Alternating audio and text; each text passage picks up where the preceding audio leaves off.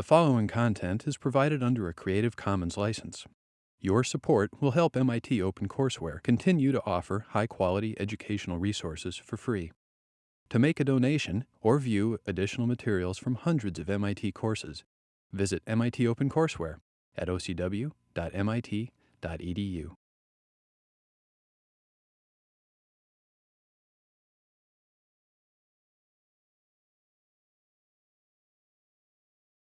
So this is the last but one lecture of the term. So what I'm going to do today is, in about 45 minutes, give you a quick history of the internet from, we'll start in the late 1950s and then get to today.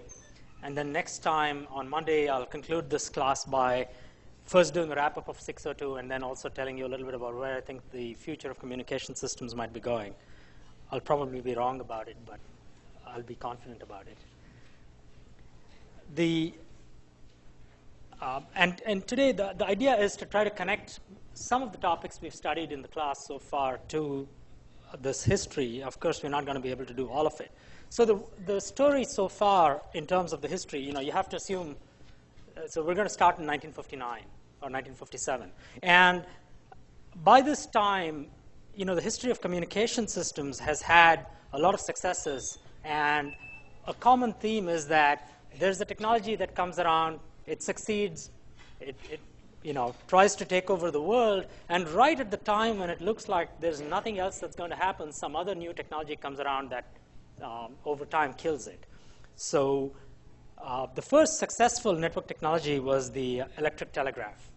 And the electric telegraph was done by a number of different people. Wheatstone and Cook built an electric telegraph in England. Morse and Vail built one in the US. The Morse code was developed as part of the electric telegraph, and that did a great job in the 1830s, 1840s, 1850s, and so forth, and then other technologies came around. Now, this sort of story keeps repeating, and so by the 1950s, the dominant player in the communication area is the telephone network.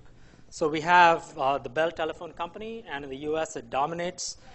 There's equivalent telephone companies in other countries, and you have this massive, amazing telephone network, and increasingly many people have telephones.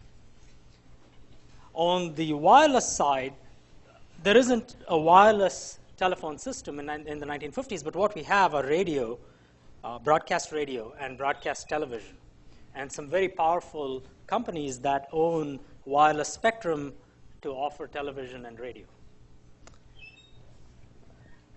So the story starts in the late 1950s, and in 1957 a big thing happened. Sputnik launched, and that caused the US to assume that they were falling behind in science and technology, and that led to the creation of ARPA, the Advanced Research Projects Agency, that still exists. It's known as DARPA today, and is probably the biggest federal funder of fundamental research and a lot of applied research and development. Paul Brand, in many ways, is one of the fathers, or the father, of packet switch technologies. He was working at a think tank called the RAND Corporation, which was an organization that really was a think tank. It allowed people to think about long-term fundamental directions in terms of technology and where technology was heading. And he was looking at the problem of trying to build what he called a survivable communication network. And the story is that he's trying to build a network that can continue to work in the face of a nuclear war, but that's really not what he was trying to go after. What he was trying to build was just understanding how do you design communication networks that allow you to handle failures. And a lot of the then telephone network was a very centralized kind of structure where you would have a network that had very little redundancy built into it.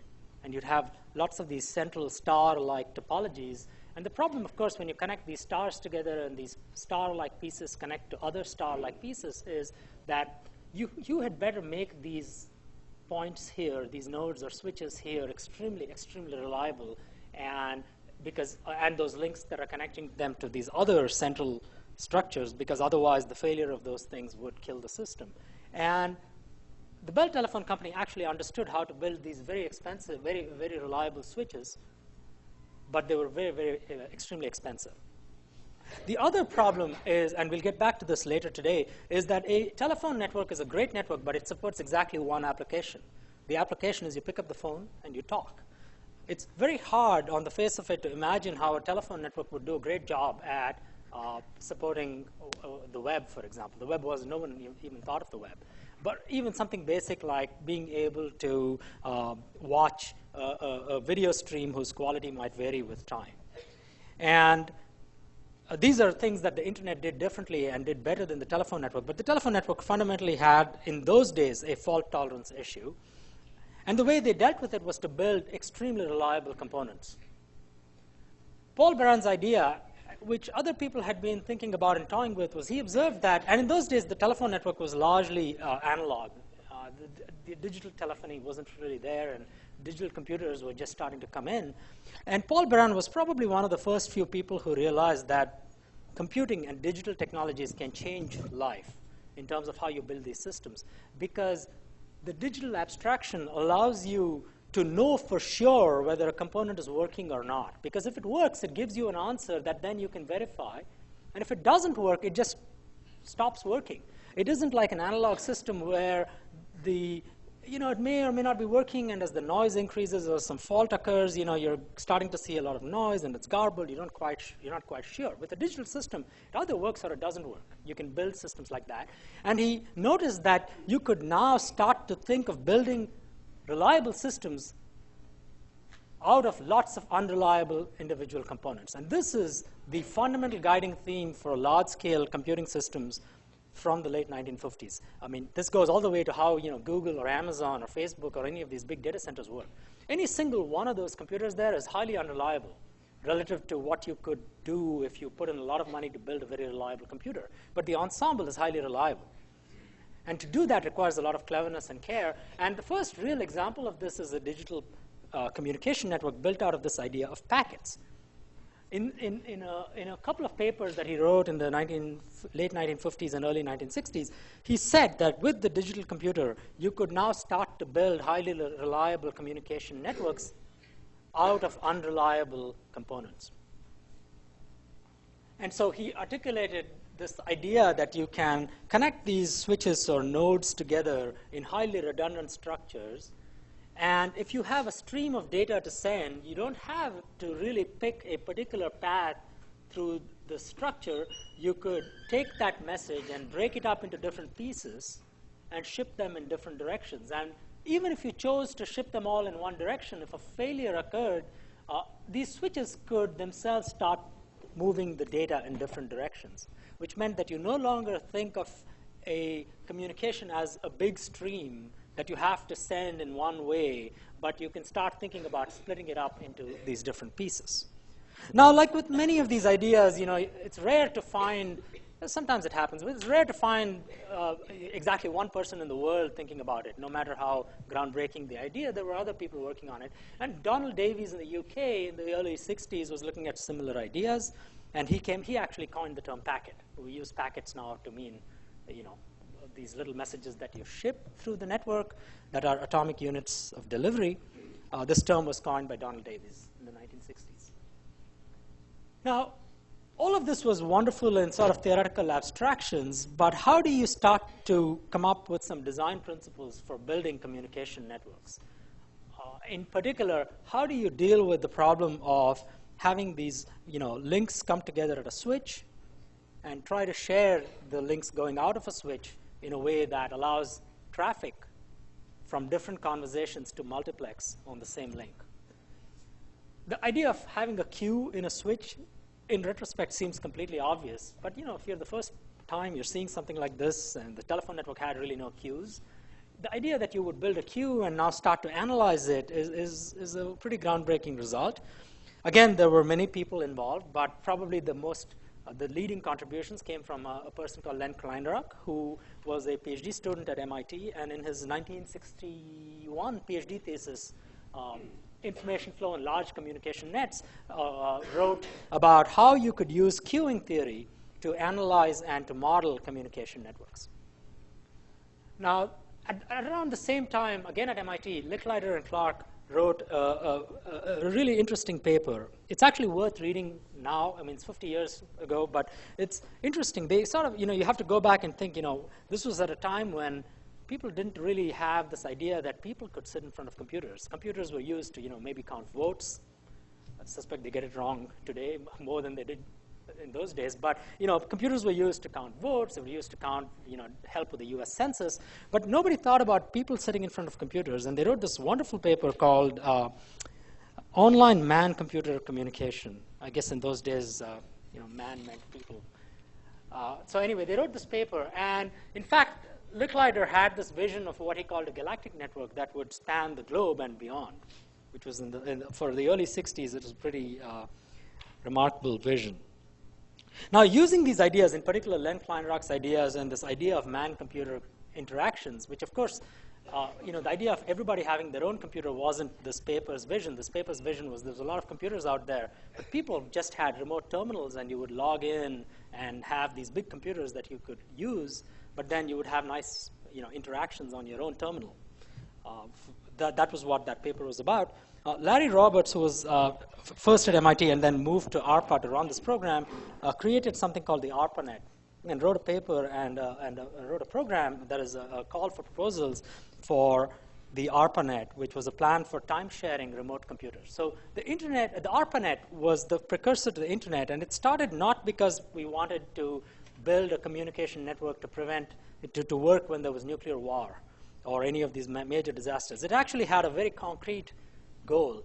Just allow people. Computers were really, really expensive.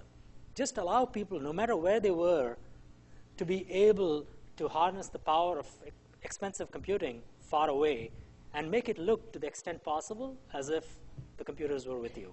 That was the vision. Pretty compelling, but simple. And they decided, for very good reason, to pick packet switching. The reasons primarily had to do with economics. This was a network that was being proposed for an application whose utility was questionable, and the idea of investing huge amounts of money was not quite palatable. And Larry Roberts and others were very taken by this vision of packet switching. So they said, you know what, the ARPANET is going to be a packet switch network. I'll come back to this later, but of course the telephone companies like AT&T just thought this was a terrible idea and were using every opportunity to ridicule the idea. The ARPANET was created, and a few teams bid on the contract for it, and BBN, Bolt, Bernick, and Newman, that's near Alewife in Cambridge, they're still there. They're a part of Raytheon now, and they still continue to do pretty interesting research. They won the contract to build this network, build the technology for this network. And because the processing involved in the network, the protocols that were involved were considered complicated and considered to be computationally intensive, they had to build a separate piece of hardware that they named the IMP, or the Interface Message Processor. And BBN won the contract to do that. The idea of an interface message processor is that every computer, as well as every switch, that the switch would have some hardware to forward stuff, but you needed something to do the computation of both the routing tables, as well as actually every packet. Every packet would show up, and you would have to compute some sort of a checksum on it, and you'd have to do this computational task of figuring out how to forward that packet. And that was just considered too much work to have on an actual little computer. So they actually had to build a separate piece of hardware that you would attach to your computer, and it'd probably be about as big. And you can see the picture here. These IMPs were attached to bigger computers or computers of the same size, and these did the networking. I mean, today, that all of that stuff, a million times more is going on this device. But back in the day, that's how it was. So they won this interface message processor contract called the IMP. And when you win a big federal contract, oftentimes your congressman or senator writes to you. In fact, it's funny because a bunch of us got, for a period of time before the Senate election, a bunch of us were getting emails, letters from Scott Brown, congratulating us on winning some dinky little NSF proposal. I don't know if other people here got it, other faculty here got it, but it was sort of like, in those days, if you won a big contract, you'd get a letter from your congressman. So in fact, Ted Kennedy, who was the senator at the time and was for many years, congratulated the team for winning this, except he got it wrong. He congratulated them on winning the contract to build the interfaith message processor. And I assume that if they actually had built that, it might have been a more useful contribution to world peace. But all they managed to get was the contract to win the interface message processor. Just details. Anyway, so this team was a pretty remarkable team. They didn't build the first email program. That was done over at MIT in the 60s. But what they did do was the first email program that crossed different organizations. And in fact, the @ symbol in your email addresses, which of course is sort of the right symbol to use if you use the @ symbol. But there was a person at BBN, Ray Tomlinson, who said, I'm going to put the @ symbol in email addresses. And a lot of early stuff happened that continues to this day. So they built this network, and Kleinrock over at UCLA was the principal investigator on this, now building systems out of this piece of hardware that was built. And this was the picture of the ARPANET in 1969. This became the internet. There's a continuous evolution from this 4-node picture to the internet today. And in 1969, they finally connected initially 2 and then 4 nodes. And they had to do the first demonstration. And to listen to Len Kleinrock tell the story, this is his story. He says that his group at UCLA tried to log into a computer at SRI, which is in Palo Alto. And he said, we set up a telephone connection between us and the guys at SRI. We typed the L, and we asked on the phone, because they had to check whether it was working, so they had the phone to check. We asked on the phone, do you see the L? Yes, we see the L, came the response. We typed the O, and we asked, do you see the O? Yes, we see the O. And we typed the G, and the system crashed. But they got something working, and of course, there's a nice statement here. A lot of people worry about performance optimizations, but the most important optimization in a system is going from not working to working. And the fact that something worked is extremely important. Very soon after, they connected the East Coast, a bunch of computers and organizations on the East Coast to the West Coast, MIT among them. So there was a team over at BBN, a lot of them were from MIT. So MIT, BBN, Harvard, and Lincoln Labs on this side, and MITRE got connected over. Carnegie, today it's Carnegie Mellon University. I think it was called Carnegie Tech at the time, University of Illinois, and then long lines across the country. There was a group at Utah and in California. Now, what were these links? Anyone want to guess? These links across the country, or between Harvard and MIT, or across over there. Do you think they actually went and put in new cables and laid these wires, or what do you think they were? They were phone lines. And so this idea shows up over and over again. The ARPANET was essentially an overlay built on top of the telephone network. And in fact, it was a hostile overlay, because the telephone network didn't really like. At the time, they thought this was just an academic joke. But over time, it became clear that this underlying network was being used on top to do something different. And so there is an overlay network that's built. And overlays show up again and again and again. It's just that they're not as hostile these days. Another example of an overlay is BitTorrent, or any peer-to-peer application, Skype. All of these things are overlays that are built on top of the internet.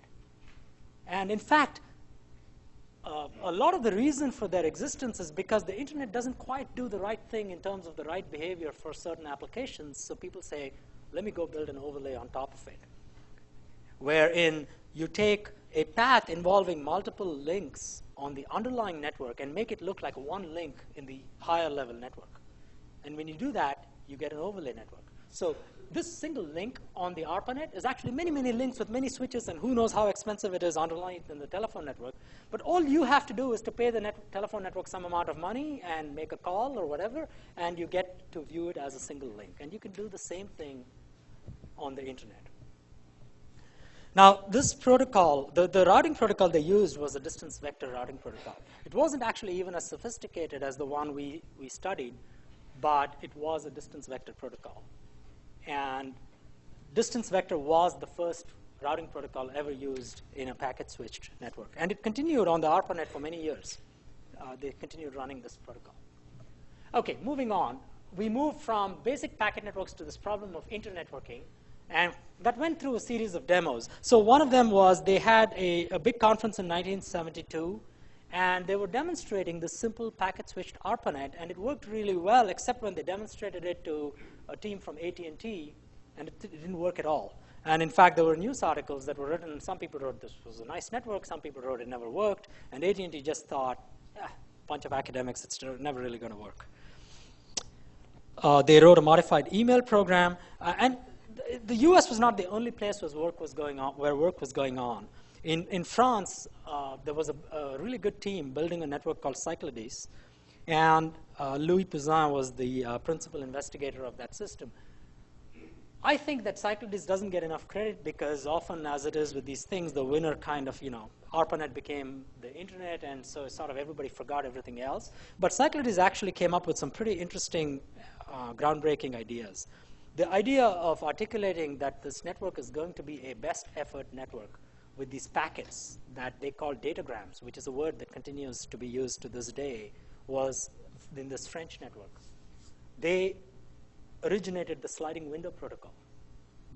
It looks obvious, but it's not. You can see there's lots of subtleties in how you build such a protocol and how you argue that it's correct. The first sliding window protocol was in Cyclades, and TCP, which today is the world standard, used a very, very similar idea. And they also used distance vector routing, and they also implemented, for the first time, a way to synchronize time between computers. And they had a number of interesting ideas in this network. The work was not just being done in the wide area. In 1973, Ethernet was invented at Xerox PARC by a team that included Bob Metcalf, who was another alumnus from MIT. That was inspired by this Aloha protocol that we studied, and Ethernet was essentially Aloha with carrier sense multiple access, very similar to what we did study. This idea of contention windows is a new idea. They actually used the probability method.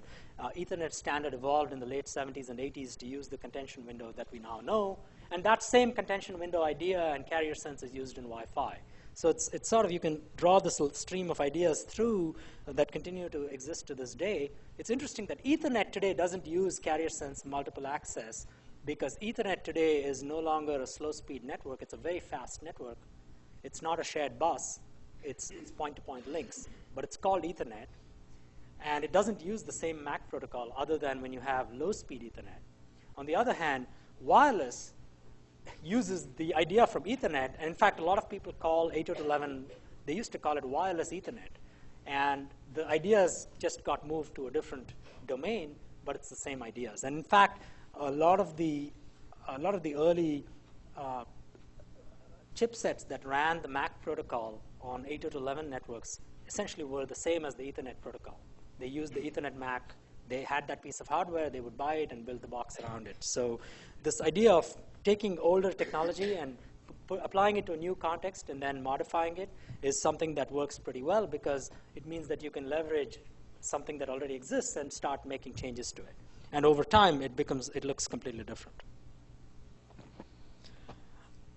Now, the US government and ARPA was funding the ARPANET, but there were companies and other research groups in the mix here. And in those days, it was not very clear what was going to win, and everybody was doing research on coming up with different ways of connecting networks together. And Xerox had a system called POP.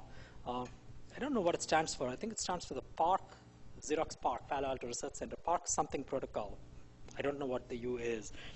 And in a way, there were many technical ideas in the Xerox system that actually were arguably better in technical terms from the ARPANET and TCP IP, but it was proprietary, whereas TCP IP was completely open.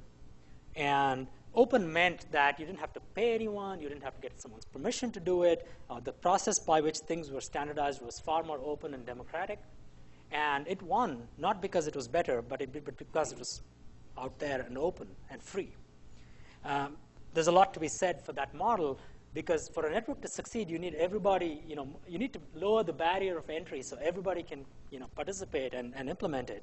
And if you make network protocols proprietary, it usually ends up not benefiting anybody. So now I think companies have started to realize that. So everybody understands that you want to make standards open and then keep secret any particular implementation strategy for how you implement it. So you might gain commercial advantage from implementation, but you gain no commercial advantage from keeping a protocol closed. There are exceptions to this rule, like Skype is an exception to this rule. But who knows, in 5 or 10 years, there may be, I suspect that Skype's not likely to remain dominant. There are going to be other things that will come about. And some of them might be open.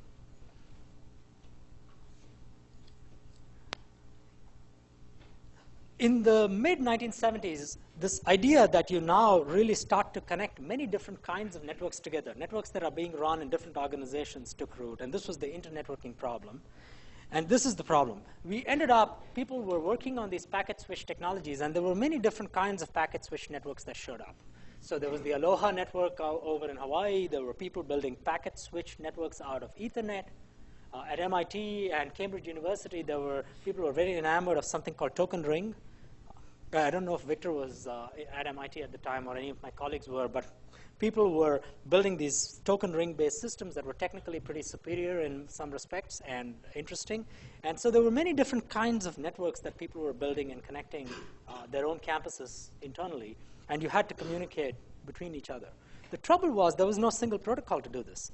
So Ethernet had, back in the day when you bought an Ethernet technology from, say, Digital Equipment or Xerox or one of these companies, you wouldn't just get Ethernet. You'd get the Ethernet MAC protocol. Then you'd get some sort of network communication, network layer between the different Ethernet devices. And you'd get something called eFTP, which was an Ethernet file transport protocol.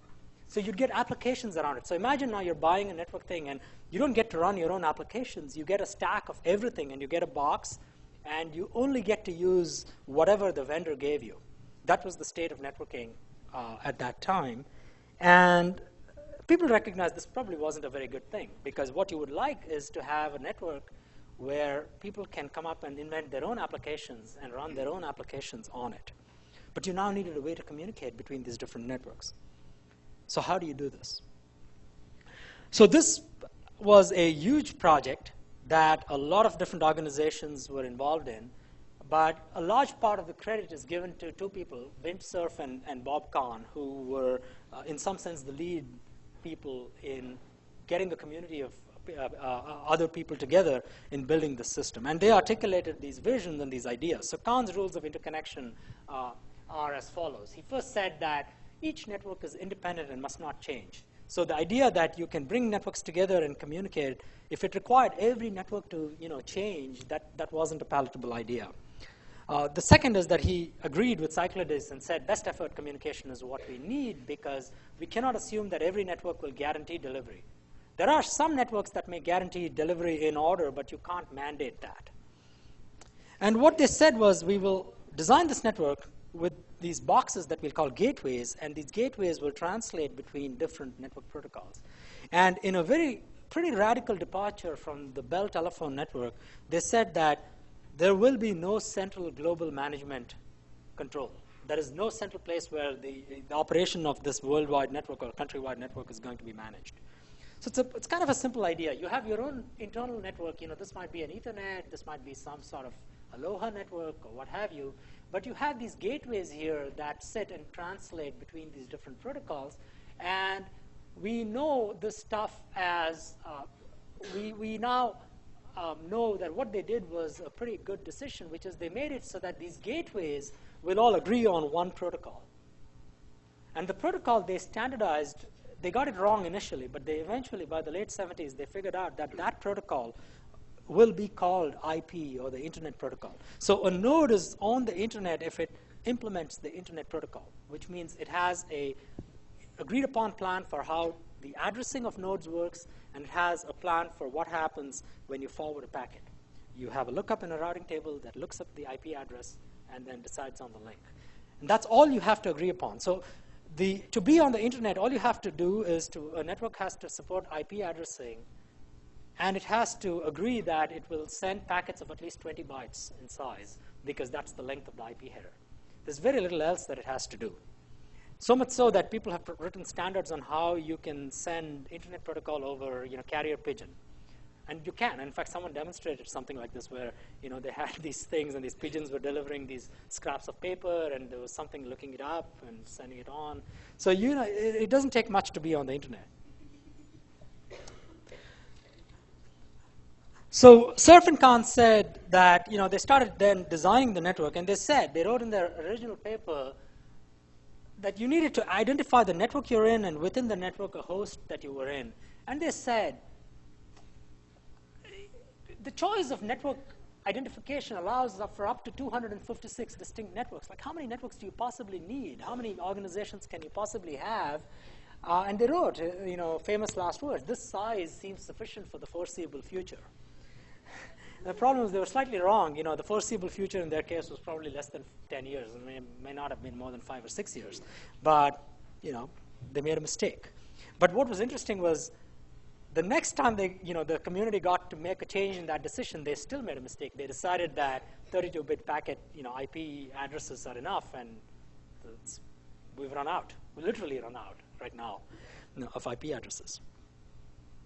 So they had these gateways that would translate, and you would run the internetworking protocol or IP. So in the 1970s, this idea of internetworking was all the rage. And in 1978, there was a really good decision made to split TCP from IP. And a lot of that motivation was from a group of people at MIT. There's a paper here that you'll study at length in 6033. It's one of these papers that you'll study 2 or 3 times because it'll keep coming back. Because these concepts are pretty important. It's called End-to-End Arguments in System Design by Salzer, Reed, and Clark. They have many examples, but the gist of the end-to-end arguments is that if you have a system, like let's say a network, and you want to be able to design a network, and you have to make a decision of what features do you put into the network. The end-to-end arguments say that you only put in features in the network that are absolutely essential for the working of the system. Anything else that's not crucial to the working of the system, you leave to the endpoints. So if you think about reliability as a goal, like does the network need to put in a mechanism to guarantee the delivery of packets? The answer is no. The reason is that property is required, for example, if you're delivering a file, but not if you're delivering a video stream or talking, because not every byte needs to get there, which means you don't put that functionality inside the network. You leave the function of achieving reliability to the endpoints because not everybody needs it. And the only exception to the rule that the only function you put inside of the network is functions that are absolutely essential for the system to work is if the mechanism leads to significant improvements in performance. So for example, if you run on a network with a 20% packet loss rate, it makes sense to have some degree of reliability and retransmission built on a network hop. Like that's what Wi-Fi would do. Because if you didn't do it, you'd have sometimes a 20 or 30% packet loss rate, and that would make everything not work. But we don't try to design our network so that between the Wi-Fi access point and your computer, we produce perfectly reliable transmission. If you did that, it would then mean that you would have really long delays, and you would be providing that function for applications that don't need it. If I want an application that I would like to just send the bytes through, if it gets through, great. If it doesn't, then I'll do something else. That's a bad network design. Unfortunately, there are networks, real networks today, that don't obey this principle. Cellular networks are sometimes problematic, like Verizon or AT&T or something. You find there in real data that there are long delays in these networks because between the cellular base station and your phone, they have decided to provide something that looks like highly reliable TCP. It's kind of a bad network design, but that's how they do it, some of them. And so this is an old principle, but it's sometimes not followed, and that's not so good. Now, the reason why packet switching and this TCP IP split won in the internet compared to various other proposals that were floating around at the time is that this architecture, the internet architecture, is good enough for everything but optimal for nothing. There is really no application for which the design of the internet network infrastructure is optimal. If you wanted to build a network to support voice, you'd go build the telephone network. You wouldn't build a network that looks like this. If you wanted to build a network to distribute television to data to television streams to a bunch of people, you wouldn't build the internet. If you wanted to build a network that wanted to support Facebook and nothing else, you probably wouldn't build the internet. But if you want a network that's going to support all those applications reasonably well, including applications that you cannot imagine today, this design is a very good idea because it's very minimalist. There's almost nothing that the network does. It leaves everything to the endpoint. So I would say, in fact, that the most useful lesson, which you will apply over and over again, I mean, let's say you go work at a company or work on some sort of research project, and there's, at various stages of a project, there are endless discussions on what you need to do, and whether it's worth doing something or not doing. And the most important lesson that you can take away from system design is that when faced with a choice, try to make a choice that's the simplest possible choice that gets the job done. Because most likely, if you get the application wrong of whatever it is you're building, if it's simple and minimalist, you could probably pivot around and use the same thing for that other application. So there's a famous set of quotations here. One should always architect systems for flexibility. Because you'll actually almost never know when you design. Everybody has these use cases in mind. But let's face it, when you're at the early stages of a project, nobody actually knows. And you'll almost always get it wrong. So it's important to architect them for flexibility, not for performance, not for the, lots of functionality, just for being flexible and the bare minimum to get the job done based on what you think is necessary. And it usually means doing that even if it means sacrificing performance. Like I said, the most important improvement in the system's performance is getting it to work. Everything else is secondary. So there's a nice quote here. I don't know if any French speakers or readers? Yes? Yeah, I know. Just tell me in English. Good enough? Or, It seems that perfection isn't attained when there's nothing to add, but there's nothing to read. Yeah, that's great. Yeah. Perfection is achieved not when there's nothing more to add, but when there's nothing left to take away. And this is a really, really good lesson. I mean, you guys, every one of you is going to go into the real world and, either at a startup company or a big company where you're defining a new product or a research project, you go to graduate school. At the beginning, you won't know the right answers. You have some vague ideas of what it's useful for when you design anything. And it's really important to understand that you should do the bare minimum to get it work. And it's really good. It's a really, really good idea. Less is more. Or, I have a very simple way to think of it. I tell my students this repeatedly. When in doubt, just leave it out. If you're not sure if you need it or not, don't do it. There's enough stuff to do. And that's probably the most important lesson from many of the classes, at least on the systems side, that you'll be learning. Of course, it takes a lot of good taste and insight and intuition to figure out, what's really important. I can't help you there. Okay, so by the 1980s, the internet started to grow up. And the way in which you wanted to handle growth was this brilliant idea, simple but brilliant idea called topological addressing. So I'm going to explain what that means. In the very early days of the internet, and including the simple small networks that we studied, every network node had a network identifier, an IP address or some sort of a name for that node. So in the way in which we looked at it, nodes would have names like A, B, C, D, and E. But in reality, A, B, C, of course, there's some set of bits that communicated. And in the old days of the internet, you would have a two-phase identifier. You'd have a sort of a network identifier or an organization identifier. So MIT would have a set of 8 bits, and then you would have a set of other bits here that communicated within MIT what that number meant. So just abstractly, these numbers meant nothing in the global internet. This could just be, 11011 something, and then you'd have another sequence of something else. That was the basic idea. Now, in the networks we studied so far, we wouldn't even have this. Every network node would just have some name.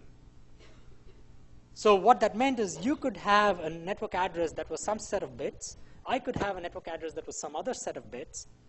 And the switches in the network, in order to forward packets to you or to me, would have to have entries in their routing tables that were one-to-one with all of the different nodes that they wanted to communicate with. So you would have a routing table that would be essentially one entry for every host in the network, which doesn't scale. It's just too much information.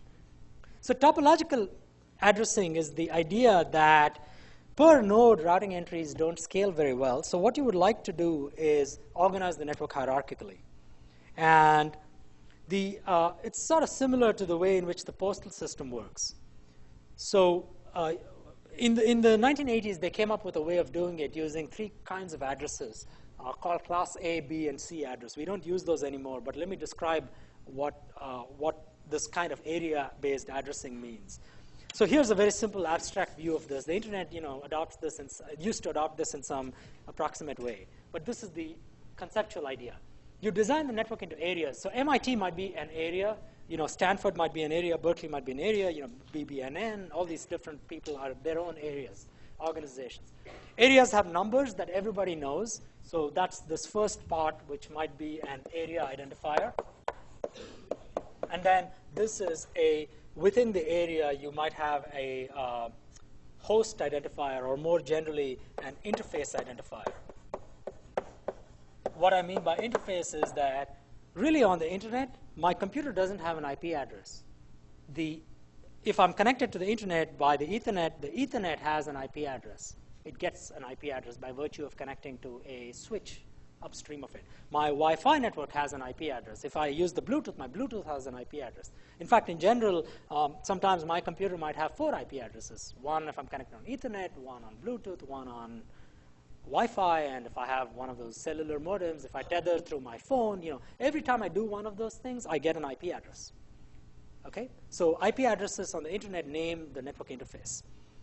So the way this area routing idea works is that within these areas, there's routing as usual and forwarding as usual. So all these nodes you could recursively build sub-areas, but if you didn't, each of these guys would have an entry for all of the other nodes here. And within these areas, you would have border routers. And these border routers would only have entries for the other areas. So if you wanted to send a packet from area 1 to area, let's say area 4, what you would do is you would send a packet to one of your border routers, and that border router would have an entry in its routing table to get to area 4. It wouldn't know anything about the details inside area 4, and so you have a nice hierarchy where inside the network, you only know how to get inside your network and to the border. The borders know how to get inside, and the borders know how to get to other borders. But the borders don't know. The border of one area doesn't know how to get inside any other network. So you can see now you can recursively apply this idea and start to scale the routing system. Now, on the internet, what ended up happening was, well, they had to apply this area hierarchy, and very soon organizations started saying, well, I have a big area and I have a small area, so how big do you make this thing? In the very old internet, these were 8 bits long, and these were the rest of the address. If you have 8 bits, you can only have 256 organizations.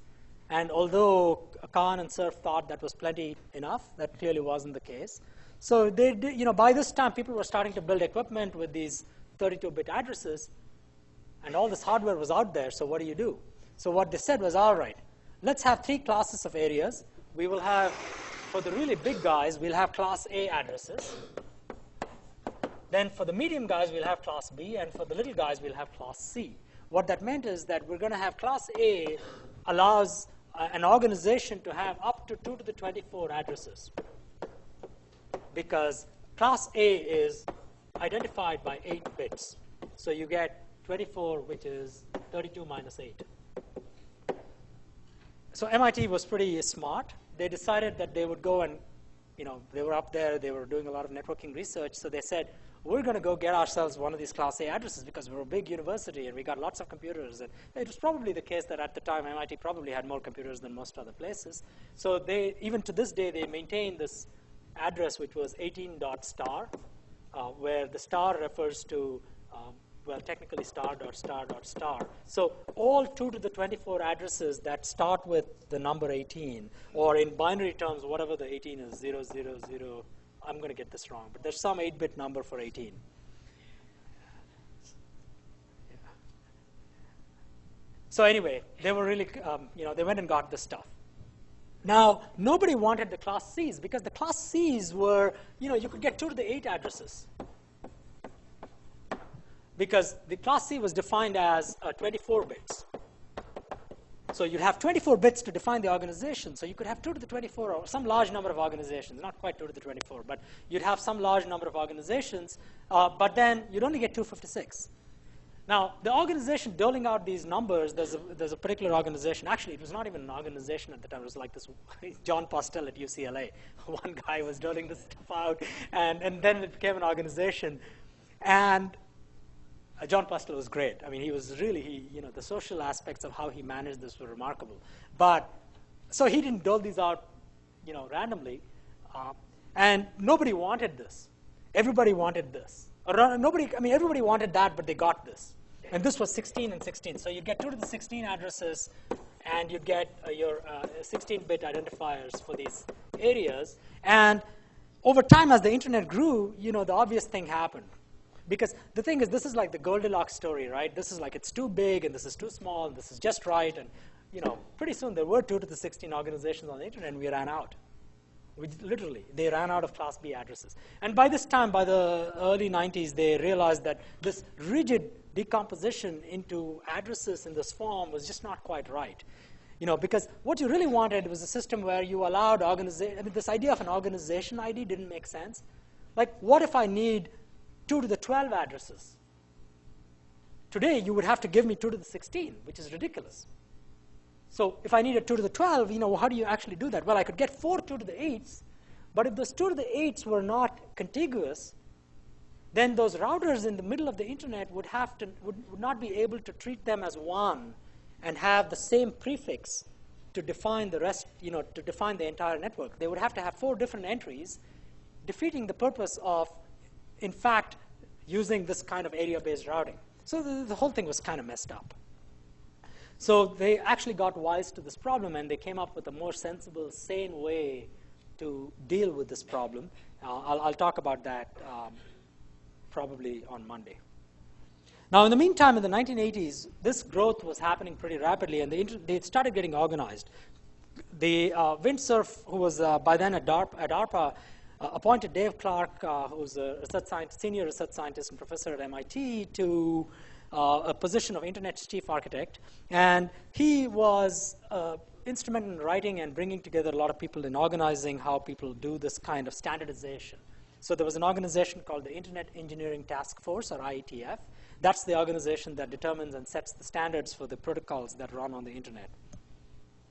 In 1982, a really important thing happened. This idea of this open community with the internet architecture community got a real boost when the US Department of Defense looked at various ways and competing ways of designing networks, and kind of remarkably for a Department of Defense, decided to pick the open standard rather than some proprietary standard, rather than some closed standard that is potentially more secure, though it really isn't.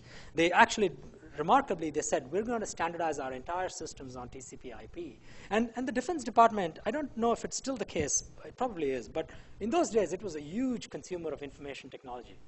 It still is, it's just that other people consume it too, but in those days, it was probably the dominant consumer of information technology.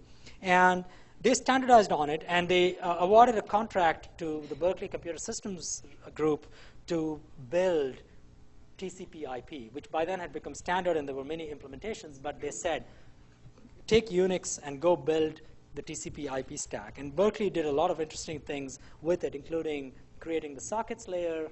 They came out with what today is known as open source implementations of the TCP stack. In 1983, MIT created Project Athena, which was the world's first campus-wide campus area network system, and they did a lot of work on things like file systems, distributed file systems, and the Kerberos authentication scheme, and a lot of important ideas from this network. And they also ran the TCP/IP stack. They didn't run anything proprietary.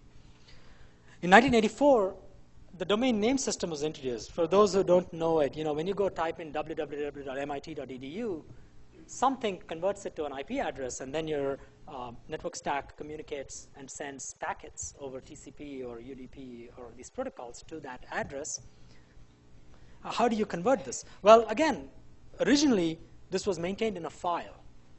This file was called host.text. And believe it or not, the way this file would work was that every night, I think in the middle of the night, every computer on the internet would go and download this file from one computer that was located somewhere on the West Coast. And like literally, you would get a host.txt file. And of course, you could hack it. You could do whatever you wanted. And the assumption, of course, was that no one was, I was told that in the early days, every computer had a root password which was empty, or at least computers at MIT had a root password which was empty. Everybody could log in to any computer. Everybody was completely trusted, which I think is sort of not true anymore. But you would download this host.txt file every day. And, it started, as the internet grew really fast. The internet has been growing by 80 to 90% a year, not just in the past few years, not just in the 90s. It's been growing at 80 to 90% a year since 1980. So it's just this amazing tear. And so anyway, this idea of downloading a file every night is just not a good idea. So they created the domain name system. They had to create the NSF, which was the National Science Foundation, got into the act, and they became the first internet backbone. And the backbone, the idea is that this is a backbone that connects all of these different networks together, in particular all of the universities together. So they also picked TCP/IP as a standard. And again, the important lesson here is they picked it as a standard because it was open, because it was very clear that these implementations were available, they were free, everybody could contribute to it, and everybody could beat on it and improve it, and there was no proprietary technology that was held. So what I will do here is I'm going to stop. I'll pick it up at this point on Monday, talk about congestion control, how to hijack routes, and how to send spam without being detected, and then talk about the future of networking and communications.